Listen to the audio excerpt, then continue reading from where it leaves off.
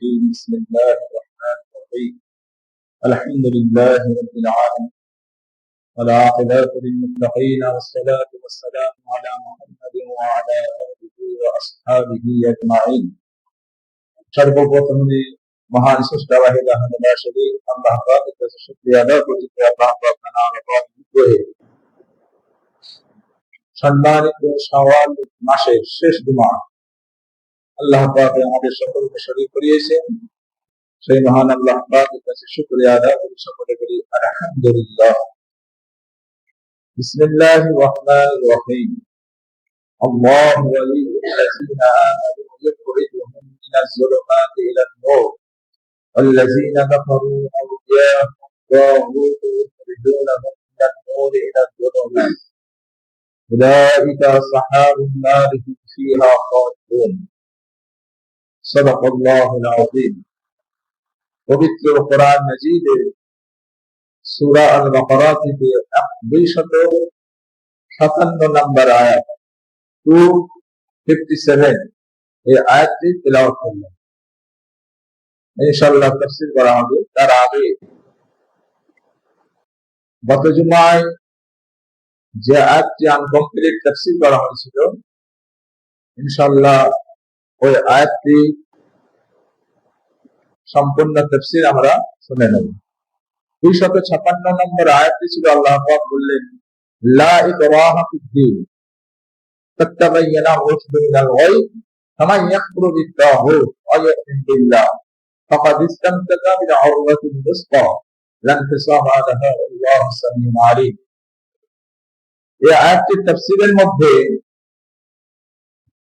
এমন কিছু কথা আছে যেটা প্রত্যেকটা মুসলমানদেরকে একটা বিশাল চিন্তার জগতের মধ্যে নিয়ে যেতে পারে। সেগুলির মধ্যে প্রথমেই আল্লাহ পাক বলছেন, লা ইকরাহা ফিদ-দীন, আমার এই ধর্মের মধ্যে লা ইকরাহা, কোনো জবরদস্তি করো না। আমার এই ধর্মে বা আমার এই ধর্মটা কি? ইসলাম। আল্লাহ পাকের দিনটা কি? ইসলাম ধর্ম। এই ইসলাম ধর্মের মধ্যে কোনো জবরদস্তি নাই, কোনো কড়াকড়ি নাই। কেন বললেন আল্লাহ পাক? তার আগে 255 নম্বর আয়াতুল কুরসি যেটা, সেটাতে আল্লাহ পাক নিজের পরিচিতি দিয়েছে। আপনারা দীর্ঘ কয়েক সপ্তাহ ধরে এই তাফসীরটা শুনেছেন যে আল্লাহ পাক কিভাবে কিনা পরিচিতিটা দিলেন। এই পরিচিতি দিয়ে বলছেন যে আমার তো পরিচিতি দিলাম, আমি যে আল্লাহ, আমার বিশালত্ব ক্ষমতাটা আমি দেখালাম, জানালাম। এর পরেও কেউ যদি ইসলামের মধ্যে না আসতে চায় বা আমাকে যদি অবিশ্বাস করে, তাকে তুমি জবরদস্তি করো না। এর উদাহরণস্বরূপ যদি বলা যায়, হুজুর পাক সাল্লাল্লাহু আলাইহি ওয়াসাল্লাম ওনার চাচা আবু তালিব, ওই আবু তালিব চাচা হুজুর পাক সাল্লাল্লাহু আলাইহি ওয়াসাল্লামকে বাল্যকাল থেকে হাতে করে মানুষ করেছে, খুবই ভালোবাসত। এমনকি সমস্ত রকম অত্যাচার, উৎপীড়ন, নির্যাতনের হাত থেকে বাঁচার জন্য সবসময় একটা ঢাল হয়ে দাঁড়িয়েছিল। সেই চাচা যখন দুনিয়া থেকে চলে যাবেন, আবু তালেব দুনিয়া থেকে যখন চলে যাবে, আল্লাহ নবী চিন্তা করছেন যে আমি এত কিছু করলাম, অনেককেই তো আমি ইসলামের মধ্যে নিয়ে এলো সবাই, কিন্তু আমার চাচা আমাকে এত ভালোবাসতেন, তো আমার চাচাকে কি দুনিয়ায় একটু কলমা পড়াতে পারবো না বা মুসলমান করতে পারবো না? উনি কানে কানে গিয়ে বললেন, চাচা যান, একবার আপনি কালেমায়ে শাহাদাত একটু পড়ে দেন। এর আগের জুমায় বলেছি, একজনকে আল্লাহ নবী তাগাদা দিলেন, যে বন্দীকে গ্রেফতার করে আনা হয়েছে, সে মুশরিক। তাকে বলছেন আল্লাহ নবী, তুমি কলমা পড়ে না, মুসলমান হয়ে যায়। সে বলছে আমি ইসলামকে পছন্দ করি না, আমি ইসলাম ধর্ম গ্রহণ করবো না। আল্লাহ নবী আবার বলছেন, তুমি করো না, তুমি ইসলাম ধর্ম গ্রহণ করে নাও। সে বলছে আমি করবো না। আবার বলছেন আল্লাহ নবী, কোনো জবরদস্তি, এখানে জবরদস্তি ঘটাচ্ছেন কিভাবে, যে তুমি পড়ে নাও, আর তখন সে পড়ে নিল, ঠিক আছে। আবার একটা হাদিসের মধ্যে আছে, হুজুর পাক সাল্লাল্লাহু আলাইহি ওয়াসাল্লাম কাছে এক ইহুদি বালক, ছোট্ট বাচ্চা ছেলে, আল্লাহ নবী তাকে খুব ভালোবাসতেন, খায় আসতেন, আসা যাওয়া করতেন। আর আল্লাহ নবীর কাছে যা কিছু খাবার থাকতো তাকে দিত, তার মাথায় হাত বুলিয়ে দিত, কাছে বসাতো, হ্যাঁ, আস্তে আস্তে সে বড় হয়ে গেছিল অনেক, সবসময় তাকে আদর যত্ন করতে। বেশ কয়েকদিন আল্লাহ নবী লক্ষ্য করছেন ওই বালকটি এখন একটু বড় হয়ে গেছে, আসছে না, আল্লাহ নবীর কাছে আর আসছে না।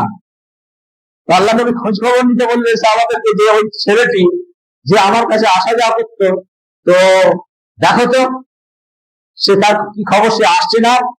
কিন্তু তাকে কোনোদিন আল্লাহ নবী বলেন যে তুমি, তোমার বাবা ইহুদি, তুমি মুসলমান হয়ে যাও। এত খাতির বাতির করতেন, বসাতেন, মাথায় হাত তুলাতেন, গায়ে হাত তুলাতেন, একটু কাজ কাম বললে করতে বাচ্চাটা একটু বড় হয়ে গেছে, তো কোনোদিন তাকে ইসলাম ধর্ম গ্রহণ করার কথা বলেন আল্লাহ নবী।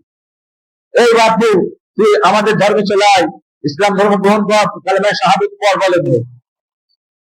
কিন্তু সে খবর নিয়ে জানা গেল যে সে খুব দুরারোগ্য ব্যাধিতে আক্রান্ত হয়ে গেছে, বাচ্চা ছেলেটি, বালকটি দুরারোগ্য ব্যাধিতে আক্রান্ত। আল্লাহ নবী তার বাড়িতে চলে গেল, গিয়ে দেখতে শুয়ে আছে, খুব মরণাপন্ন অবস্থা, শরীরটা জীর্ণ শীর্ণ হয়ে গেছে। আল্লাহ নবী পাশে বসে মাথায় বুকে হাত বুলিয়ে দিয়ে আল্লাহ নবী বলছে, বাবা তুমি ইসলাম গ্রহণ করে না। ছেলেটা যেন শুনতে পাচ্ছে না, একটুখানি সামনে বাবা দাঁড়িয়ে আছে, আব্বা যান, বাবার দিকে তাকাচ্ছে। আল্লাহ নবী আবার বলছেন, বাবা তুমি ইসলাম গ্রহণ করে নাও, কালেমা শাহাদাত পড়ে দাও, বাবার দিকে তাকাচ্ছে। আল্লাহ নবী 2-3 বার পড়ার পরে আর বাবার দিকে যখন তাকাচ্ছে ছেলে, বাবা মাথা নেড়ে সম্মতি জানাচ্ছেন যে বাবা তোমাকে ইবনুল কাসেম যেটা বলছে সেটা শুনে নাও। ইবনুল কাসেম মানে হুজুর পাক সাল্লাল্লাহু আলাইহি ওয়াসাল্লামের বড় পুত্রের নাম ছিল কাসেম, আর ওইখানে আগে বাপের মানে কাসেমের পিতা এইভাবে সম্বোধন করা হতো, সরাসরি নাম ধরে বলা হতো না, ছেলের নামটা আগে দিয়ে ইবনুল কাসেম। কাসেমের পিতা যেটা বলছে আবুল কাসেম, আল্লাহ নবী যেটা বলছে তুমি শুনে নাও। বাচ্চাটা তখন বাপের কথা শুনে উৎফুল্ল হয়ে কালেমা শাহাদাত পড়ে মুসলমান হয়ে গেছে। আল্লাহ নবী আস্তে আস্তে বাইরে বেরিয়ে আসে, সাহাবাদেরকে বলছেন, এই কিছুক্ষণ আগে আমি এই জাতির একটা ছেলের দ্বারা একটা ভালো কাজ করলাম। সাহাবারা কি ভালো কাজ করলেন? বলে এতক্ষণ ও তো মৃত্যু পথযাত্রী, ও বাঁচবে না, দুনিয়া থেকে হয়তো রক্ষিত হয়ে যাবে, কিন্তু আমার অনেক খেদমত করতো, আমাকে ওকে ভালো লাগতো, ওকে একটা আগুন থেকে আমি বাঁচিয়ে দিলাম, জাহান্নামের আগুন থেকে ওকে আমি বাঁচালাম, এটার জন্য আমার মনে খুব ফুর্তি হচ্ছে, আনন্দ হচ্ছে, আমি ওকে বাঁচালাম। তো আল্লাহ নবীকে বারবার 3 বারের মাথায় উপরে নিয়ে যখন তার হচ্ছে, এতক্ষণ তুমি ছিলে জাহান্নামের একটা বা জাহান্নামের খোরাক ছিলে তুমি, এখন তুমি তোমার জন্য বিশাল একটা জান্নাত অপেক্ষা করছে। সুবহানাল্লাহ। তো আল্লাহ নবী এইভাবে দিনের দাওয়াত দিতে, জবরদস্তি নয়। ওই যে কত জুম্মায় বলেছিলাম, ছেলে ওষুধ খাবে না, বাচ্চা ছেলে, মা জোর করে খাওয়াচ্ছে, কেঁদে খুন হয়ে যাচ্ছে, বাচ্চা খাবে না, কিন্তু মা জানে ওকে খাওয়াতেই হবে, তবে ওর শরীরটা সুস্থ হবে। অন্য সময় কাঁদলে বুকে ফেলে চাপড়ায়, বুক বুঝায়, কিন্তু এখন বোঝানো কিছু নয়, যতই কাঁদো কত ওষুধ খাওয়াতেই হবে। আল্লাহ নবী সেরকম চেষ্টা করতে, ওই জন্য আল্লাহ কোরআনের মধ্যে বলছেন, ইন্নাল্লাহ লা ইউগাইয়িরু মা বিকওমিন হাত্তা ইউগাইয়িরু মা বিআনফুসিহিম। ইন্নাল্লাহ লা ইউগাইয়িরু, আল্লাহ নিজে নিজে কোন জাতির পরিবর্তন করেন না। লা ইউগাইয়িরু মা বিকওমিন, কোন জাতিকে আল্লাহ নিজে নিজে পরিবর্তন করবেন না। স্বয়ং বলছেন, আল্লাহ পাক বলছেন, কোরআনের মধ্যে আছে, হাত্তা ইউগাইয়িরু, যতক্ষণ না সে নিজে পরিবর্তন হয়, মা বিকওমিন আনফুসিহিম, ওই জাতি মানুষগুলো যতক্ষণ না নিজে পরিবর্তন হয়, আল্লাহ নিজে পরিবর্তন করবে না, অর্থাৎ আগিয়ে আসতে হবে। এখানে আবু তালিবকে আল্লাহ নবী কানে কানে বলছেন যে চাচা যান একবার করে নিন। চাচা যান আবু তালিব বলছে, আমি এখন করবো, আমার বংশের লোকেরা আমাকে হিসাব দেবে, বলবে শেষ জমানায় দুদিন হয়ে মরে গেল, হ্যাঁ আমি কলমা পড়তে পারবো না, আমি শাহাদাত করতে পারবো না। আল্লাহ নবী বলছেন, আপনি আমার সারা জীবন বেঁধে গেলেন, এত আমার জন্য করলেন, আপনাকে জাহান্নামের আগুন থেকে অন্তত আমাকে একটু বাঁচাবার শুনে করে দেন, আপনি পড়ে নিন কলিমা শাহাদাত। আবু তালেব বলছেন, না ভাইপো, আমাকে এই অনুরোধটা করো না, আমি পড়তে পারবো না, আমার জাতি আমাকে তিরস্কার করবে, খারাপ বলবে, আমি করতে পারবো না। সঙ্গে সঙ্গে আল্লাহ পাক কোরআনের আয়াত নাযিল করে বলে দিচ্ছেন, দেখুন ইন্নাকা লা তাহদি মান আহবাবতা ওয়ালাকিন্নাল্লাহা ইয়াহদি মান ইয়াশা। ইন্নাকা লা তাহদি, নিশ্চয় আল্লাহ পাক কাউকে হিদায়াত দেন না, হিদায়াত প্রাপ্ত করেন না আল্লাহ পাক কাকে? ইন্নাল্লাহা লা ইয়াহদি মান আহবাবতা, যাকে তুমি ভালোবাসো তাকে আল্লাহ পাক হিদায়াত দেন না। ওয়ালাকিন্নাল্লাহা ইয়াহদি মান ইয়াশা, বরং আল্লাহ যাকে ইচ্ছা করেন তাকে হিদায়াত দিয়ে দেন। আপনি যাকে মনে করছেন ভালোবাসি, আমি চাচাকে ভালোবাসি, কলমা শাহাদাত করিয়ে দেবো, হিদায়াত করে দেবো, পারবেন না আপনি। ইন্নাকা লা তাহদি মান আহবাবতা, কিন্তু হবে আমি যদি ইচ্ছা করি। আমি ইচ্ছা করেছি ওমরকে, আপনি চেয়েছিলেন আবু জেহেল না হলে ওমর, আমি চেয়েছি ওমরকে, কিন্তু ওমরের অন্তরটাও কেঁদেছিল একবার আমার পাক কালাম শুনে, ওই জন্য আমাকে হেদায়েত দিয়েছে। হ্যাঁ, আমার পাক কালাম শুনে একটু কেঁদেছিল অন্তরটা, ওই জন্য আমি হেদায়েত দিয়েছি ওকে। আর আবু জেহেলের কঠোর হৃদয়, ওর কাঁদে না, ওকে আমি হেদায়েত দিই। ওয়ালাকিন্নাল্লাহা ইয়াহদি মান ইয়াশা, কিন্তু আমি যাকে ইচ্ছা করি তাকে হেদায়েত দিই। তো এখানে আল্লাহ নবী লা ইকরাহা ফিদ্দীন কাদ তাবায়্যানা রুশদু মিনাল গায়, যে আমার ধর্মের মধ্যে জবরদস্তি করে কাউকে তরবারের জোরে বা গায়ের জোরে কাউকে ইসলামের মধ্যে আনার দরকার নাই। এখানে একটা কলবের একটা ব্যাপার আছে, অন্তরের একটা ব্যাপার আছে, অন্তরের মধ্যে যে আমাকে নেবে তাকেই আমি হেদায়েত দেব। আর হেদায়েত নেবার ঢং করে, হ্যাঁ মুসলমান আমি, ঢং করে অনেক আছে মুনাফিকি চাল চালিয়ে ইসলামকে শেষ করাবার জন্য। হ্যাঁ, অনেক রকম পরিকল্পনা, সারা বিশ্বে এত মুনাফিকের সংখ্যা আছে সারা বিশ্বে। হ্যাঁ, নামে মুসলমান, এরা কিয়ামতের ময়দানে এদের শাস্তিটা যে কি কঠিন হবে, এরা মুসলমানদেরই দলে সারিতে থাকবে এই মুনাফিক গুলো। আল্লাহর নবীকে আল্লাহ পাক বলেছেন, যাও নবী কিয়ামতের ময়দানে যাও, তোমার যত উম্মত আছে সবাইকে নিয়ে তুমি জান্নাতের মধ্যে যাও, ফুল সিরাত পার হয়ে জান্নাতে চলে যাও। আল্লাহ পাক অর্ডার দিয়ে দেবেন। যখনই অর্ডার প্রাপ্ত হয়ে যাবেন, আল্লাহ নবী সর্বপ্রথমে ফুল সিরাত পার হয়ে জান্নাতের মধ্যে চলে যাবেন। আর সেই সময় আল্লাহ পাক ওই জায়গাটাতে একদম ঘোর কিসকিসে কালো অন্ধকার করে দেবেন। এই কালো অন্ধকারের মধ্যে দিয়ে আল্লাহ নবীর যত সাহাবা গুলো, যত মুসলমান দিনদার থাকবে, সবাইয়ের হাতে আল্লাহ পাক এই যে আয়াতের মধ্যে আছে, হ্যাঁ এই যে আয়াতের মধ্যে তাফসীর করা হয়েছিল সূরা তাগাবুনের মধ্যে, আল্লাহ পাক বলছে যে আল্লাহ পাক সবাইয়ের হাতে একটা উজ্জ্বল লাইট দিয়ে দেবেন, একটা উজ্জ্বল লাইট দিয়ে দেবেন। ওই উজ্জ্বল লাইটটা নিয়ে যারা প্রকৃত ঈমানদার থাকবে, তারা ওই ফুল সিরাতের রাস্তাটা তাদের দেখতে কোন রকম তারা বিদ্যুৎ গতিতে পার হয়ে যাবে। আর এই মুনাফিক গুলো হচ্ছে, তখন লাইট গুলো সব কমে যাবে, একবার জ্বলবে একবার নিবে, একবার জ্বলবে একবার নিবে এরা। আর জাহান্নাম থেকে যেমন এই যখন বুলডোজার দেখছেন না, আল্লাহ দুনিয়াতে কিছু কিছু জিনিস তৈরিও করে দিয়েছেন, এই বুলডোজার গুলো হাত করে থাকে, ওই জাহান্নাম থেকে হাত লাবে ওই মুনাফিক গুলোকে, যাদের লাইট জ্বলবে নেওয়াবে, ওরা বলবে দুনিয়াতে যে আমি মুসলমান, মুসলমানদের দলেতে থাকবে, আর এই বেঈমানি করবে, মুনাফিকি করবে। আল্লাহ পাক ওই মুনাফিক গুলোকে জাহান্নামের এই বুলডোজার গুলো ছিঁড়ে ছেড়ে নিয়ে এসে জাহান্নামের মধ্যে। কোরআনের মধ্যে সূরা তাগাবুনের মধ্যে তাফসীর আছে, যাই কালকে অনেক সময় হয়ে যাবে। তাই আল্লাহ পাক বলছেন, জবরদস্তি আমার ধর্মে করো না।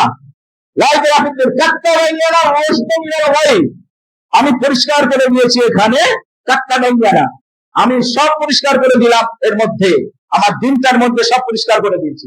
রুশ আল গাই, যে কোনটা হিদায়াতের পথ আর কোনটা গুমরাহির পথ, এটা আমি পরিষ্কার করে দিয়েছি। রুশ শব্দের অর্থ হিদায়াত বা সৎ পথ, আর গাই শব্দের অর্থ গুমরাহির পথ, খারাপ পথ। আমি পরিষ্কার করে দিলাম, যার যেটা ইচ্ছা সে গ্রহণ করুক। ইন্নাল্লাহা লা ইউগাইয়িরু, আমি পরিবর্তন করব না, আমি তোমাদের পরিবর্তন করব না। তুমি যদি পরিবর্তন হও, তবে তোমার সার্থক জীবন হবে।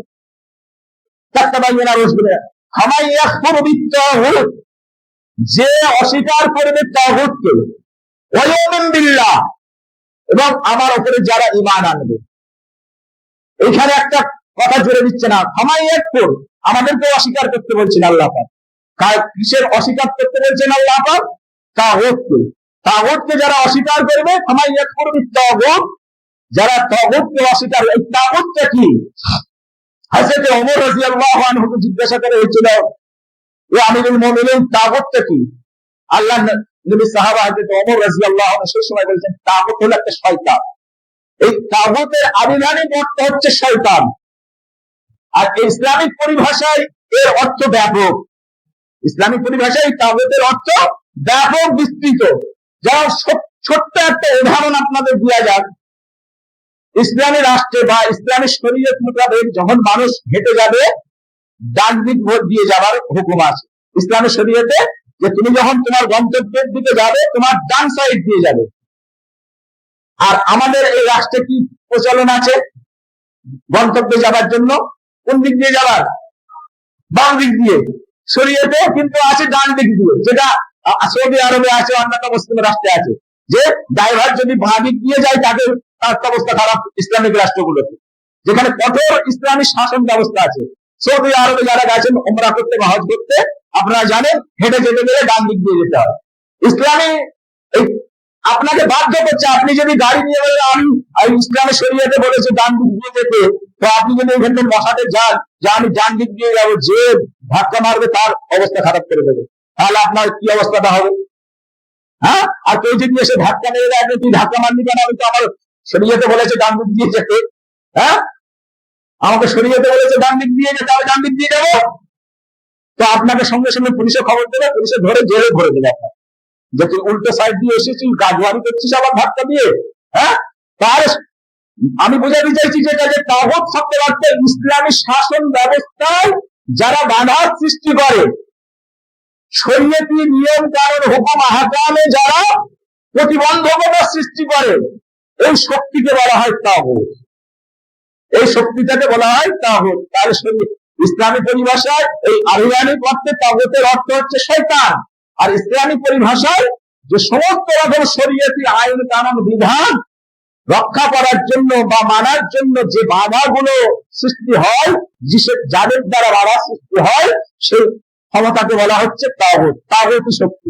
ধরুন আমাদের ইসলামী শরীয়তের ভাষায় জিনাকারীকে রক্ত গলা পর্যন্ত খুঁড়ে মাথায় পাথর মেরে মেরে তাকে মৃত্যুবরণ করে দিয়া, মানে তার মৃত্যুদণ্ড দিয়া, বা সুদ ঘুষ সম্পূর্ণভাবে হারাম ইসলামী রাষ্ট্রে, এটা শরীয়তের হুকুম। সুদ ঘুষ যে নেবে তাকে মৃত্যুদণ্ড দেয় শরীয়তের আইন কানুনে। আর আপনি যদি এখন এই দারুল হার্ব মানে অন ইসলামিক রাষ্ট্র যেখানে ইসলামী শাসন ব্যবস্থা নাই, আপনি যদি মনে করেন যে জিনা করেছে, হ্যাঁ এর শাস্তি হচ্ছে একে রক্ত গলা পর্যন্ত পেতে একে মেরে দিয়া, আপনি এখন করতে পারবেন এটা। যদি করেন কি হবে, যে করবে মোল্লাকেও ধরে জেলে ভরবে, আর তার জায়গায় এটি হয়তো খতম করে দেবে। বা সুদ ঘুষ যারা খায় আপনি যদি ধরে তাকে বলেন একে মৃত্যুদণ্ড আমরা কার্যকর করলাম, আমাদের এই মসজিদ কমিটি থেকে সিদ্ধান্ত শরীয়তের এই আইনটা আছে, তাহলে কি হবে, এই মসজিদকেও ব্যান করে দেবে, সিজ করে দেবে সরকার। এই আইন চলবে না, এখানে শরীয়তের হুকুম চলবে না, যাও তোমাদের সৌদি আরবে যাও, ইরানে যাও, ইরাকে যাও, এইখানে চলবে না। তাহলে এখানে বাধার সৃষ্টি করছে একটা তাগুতি শক্তি, অর্থাৎ তাগুত।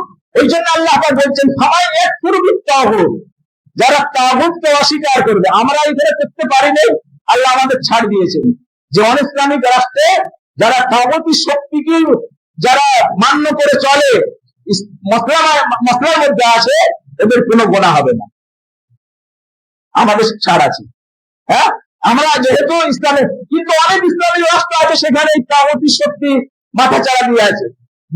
অনেক ইসলামিক রাষ্ট্রে এই যে কিছুদিন আগে ইরানেতে বিশাল একটা বিক্ষোভ হলো যে হিজাব করে যদি না বেরো হয় তাকে শাস্তি দেওয়া হবে। তার জন্য সারা বিশ্ব হচ্ছে একটা কালচার, সুন্দর কালচারটাকে ধ্বংস করে দিচ্ছে ইরান। তার মানে সারা বিশ্ব তাগুতি শক্তিতে মেতে আছে, কিন্তু আল্লাহ বলছেন হিজাব করার জন্য। সে করতে গেলে কিন্তু সাকসেস হলো না, ইরান করতে গিয়েছিল, সাকসেস হলো না, তাকে সারা বিশ্ব থেকে চাপ প্রয়োগ করা হলো। তো তাগুতি শক্তি সারা বিশ্বে বিশাল ভাবে আছে, কিন্তু আল্লাহ বলছেন আমায় এক প্রবৃত্ত হবে, তোমাদেরকে এই তাগুতি শক্তিটাকে অস্বীকার করতে হবে, এই শয়তানি শক্তি তার মানে আমায় এক প্রবৃত্ত হবে।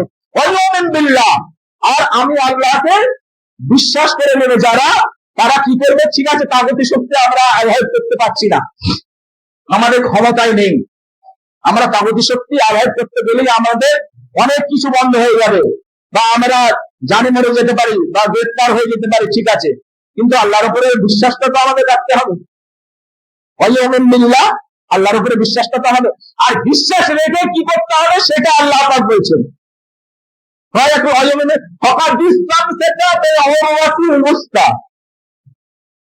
তুমি ঠিক আছে, তাবকি শক্তি তুমি মানতে পারছো না, ঠিক আছে, কিন্তু ফকাত ইসলাম সেটা জোর করে ধরো, তুমি কি ধরো, দিল হওয়াতে ওই রজ্জুটাকে শক্ত, ওই রজ্জুটাকে শক্ত রজ্জু মানে শক্ত দড়ি, ওই দড়িটাকে শক্তভাবে ধরো, শক্ত দড়িকে শক্তভাবে ধরো। ফকাত ইসলাম টাকা তুমি শক্ত মজবুত ভাবে ধরো, দিল অবস্থা ওই শক্ত রজ্জুটা। অর্থাৎ দড়ি যদি কমজোরি হয়, পচা হয়, তাহলে তুমি যতই জোর করে ধরো না কেন, লাভ নেই কিছু, দড়ি ছেড়ে যাবে। আর দড়ি মজবুত, কিন্তু আমি ধরছি হালকা ভাবে, এটারও কোনো দাম নাই। ওই জন্য আল্লাহ বলছেন শক্ত দড়িকে শক্ত ভাবে ধরতে হবে।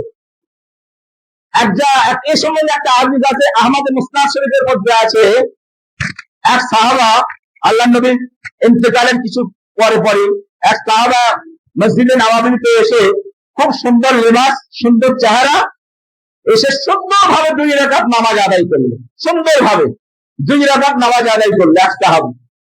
সাহাবা যখন নামাজ আদায় করে যাচ্ছেন, অনেক সাহাবা মসজিদের মধ্যে বসছিলেন, হচ্ছে একজন জান্নাতি মানুষ যা গেল, একজন জান্নাতি সাহাবা গেল, আল্লাহ নবীর একজন জান্নাতি সাহাবা, সবাই বলছে। তো ওখানে বসেছিলেন কায়েস ইবনে উবাদা নামক একজন সাহাবা, কায়েস ইবনে উবাদা নামক একজন সাহাবা বসেছিলেন। উনি কি করলেন, বলছে সবাই বলছে এই লোকটা জান্নাতি জান্নাতি, তো আমাকে একটু খবর নিতে হবে। উনি কি করলেন, ওই ব্যক্তির পেছন পেছন যেতে শুরু করলেন। কিছুটা যাওয়ার পর ওনাকে ধরে ফেললেন, ধরে ফেলে এই যে ভাই সাহেব আপনার সাথে একটু কথাবার্তা রয়েছে। হ্যাঁ ভাই সাহেব বলুন বলুন।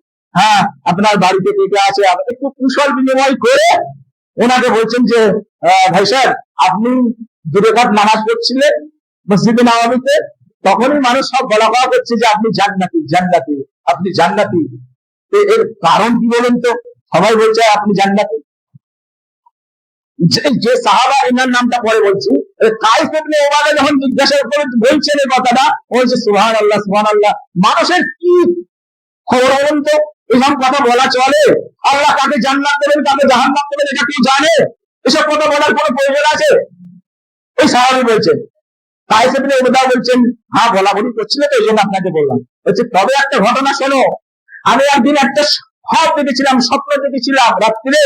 তা আমি খ্বাব দেখলাম যে আমি ঘুমোচ্ছি, এমন সময় খ্বাব দেখলাম যে আমি একটা বিশাল সবুজে ঘেরা বিশাল একটা বাগানের মধ্যে আমি বিচরণ করছি।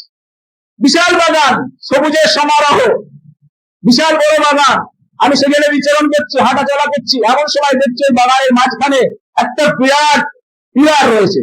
এই পিলারটা মাটির কত গহ্বর করে আছে আমি জানি না, আর এই যেন মনে হচ্ছে পুরো আসমান আকাশকে ছুঁয়ে ফেলেছে, এত বড় পিলার। তো আমি পিলারটা দেখলাম, পিলারে অনেক দূর থেকে একটা দড়ি বা রজ্জু ঝুলছে। পিলারে অনেক দূর থেকে একটা আংটায় একটা দড়ি লাগানো আছে, সেটা ঝুলছে। আমাকে পেছন থেকে কেউ যেন বলছে এই দড়িটা ধর, দড়িটা ধর।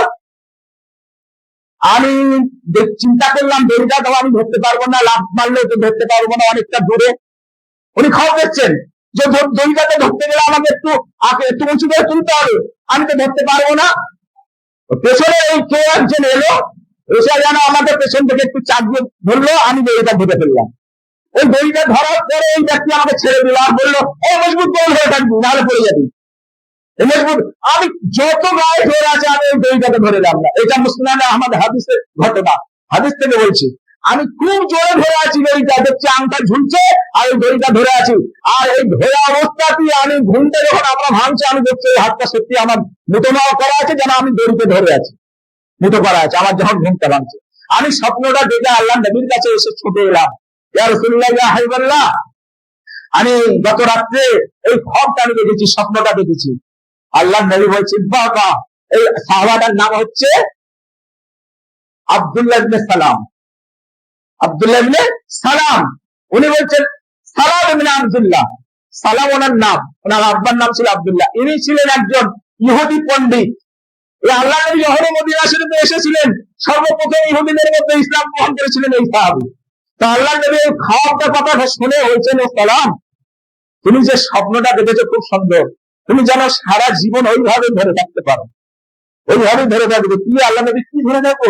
ওই যে তুমি যে সমুদ্রের সমারোহে একটা বিশাল বাগান দেখেছিলে না, ওইটাই হচ্ছে ইসলাম। ওটা অন্য কিছু না, ওইটা হচ্ছে ইসলাম ধর্ম। আর ইসলাম ধর্মে তোমাকে ধরে থাকতে হলে ওই দড়িটা যে তোমাকে দেখিয়েছেন আল্লাহ পাক, ওই দড়িটাকে শক্তভাবেই ধরে থাকতে হবে। ইসলামের মধ্যে একটুখানি নেবো, একটু নেবো না, এই সুদ খাবো না হলে ঘুষটা নেবো না, এই নিত্য কথাটা বলবো না হলে চৌধুরীটা করবো না, এই হারামটা খাবো না হলে আমি একটু সত্য কথা বলবো না, হ্যাঁ, এরকম চলবে না। তুমি যেভাবে ধরেছো ওইভাবে মজবুত।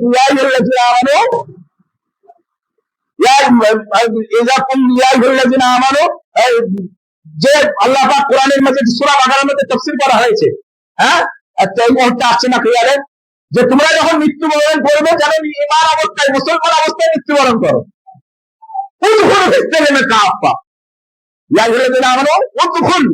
ঢুকে যাও ইসলামের মধ্যে কাফা পরিপূর্ণ ভাবে, যে আমি ধরবো উচ্চতাকে হালকা ভাবে, এটা চলবে না। ওই জন্য আল্লাহ পাক বলছেন, ফাকাদ ইসতামসাকা বিল উরওয়াতিল ওয়াসকা লান ফিসামা লাহা। লান ফিসামা লাহা শব্দের অর্থ হচ্ছে খবরদার ওইটাকে ছেড়ে না দেওয়া, ছেড়ে দিও না, ওই রজ্জুটাকে যে ধরেছো ওই ছেড়ে দেবে না। ইসলামের মধ্যে যে পরিপূর্ণভাবে তোমাকে প্রবেশ করতে হবে, হালকা ভাবে এলে হবে না। তো আল্লাহ নবী সাহাবা যেটা সালাম আব্দুল্লাহ ইবনে সালাম বলছে যে আমাকে আল্লাহ নবী বলছেন যে ওইটা হচ্ছে ইসলামের রজ্জু বা দড়ি, ওইটাকে তুমি মজবুত করে ধরো।